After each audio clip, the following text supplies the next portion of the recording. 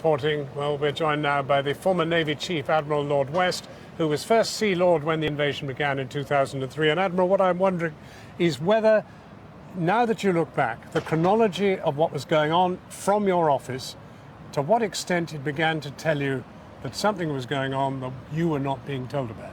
Well, in fact, I was, the year before this started, in 2002, I was the Commander-in-Chief of the fleet, the operational commander of the fleet.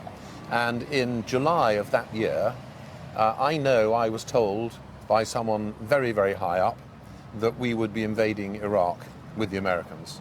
And I had a meeting with my fleet command team, and I said I want the Navy and Marines ready for war in the Northern Gulf, because I had no idea of what the operation was going to be, by the 31st of December this year. That was 2002. How high does very, very high up get? It wasn't the first Sea Lord, and it wasn't as high as you can get, but it was very high up.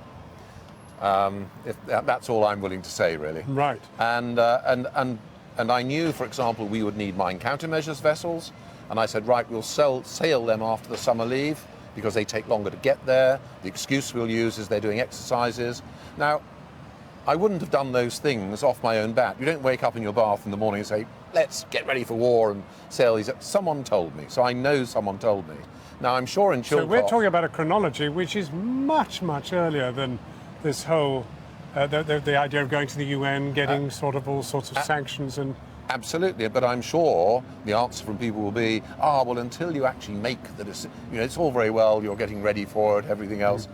But it was more than that, I felt. I certainly felt it was more than that. So when in August, late August, the first Sea Lord left and I went and relieved him, and I then moved into the first Sea Lord, so I was in the corridors of power, I was able to see what was going on, and there were discussions about, would we be going, the Army, for example, wanted to order kit and weren't allowed to. But let's cut to the chase. I mean, what you're really saying is that Tony Blair had decided we were going to invade Iraq, and he knew when. You didn't know exactly when, but you knew something was cooking. I don't think they knew when, but I think the intention was to invade Iraq.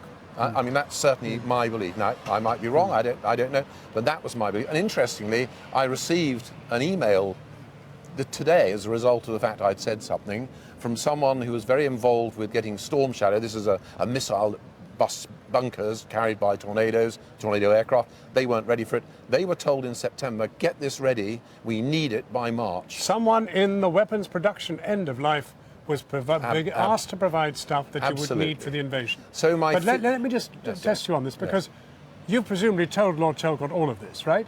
Well, I was never asked by Lord Chilcot to give evidence, so I'm sorry. I'm delighted I won't be... The first Sea Lord of the time was not asked to go and speak to Lord Chilcot. Absolutely, I was not asked to speak, but as I say, I'm quite delighted, because hopefully that means I won't be involved in anything that spins out of it. But the serious point is that you knew that from everything around you, that war was going to happen. And to me it seemed... We had not yet got the resolutions from the UN. No, to me it seemed...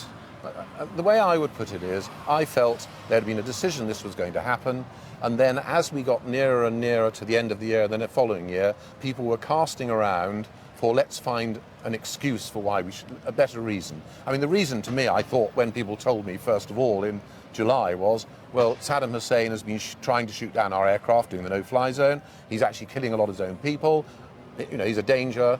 I'd been Chief of Defence Intelligence for 3 years, from 1997 to 2000, and I did not believe the issue that there were lots of weapons of mass destruction. People are going to find it absolutely incredible that such a crucial figure in the whole build-up to war was never spoken to by Sir John Chilcot. But on that note, we'll thank you very much indeed, Admiral. Thank you for talking to us. Very revealing. After the break...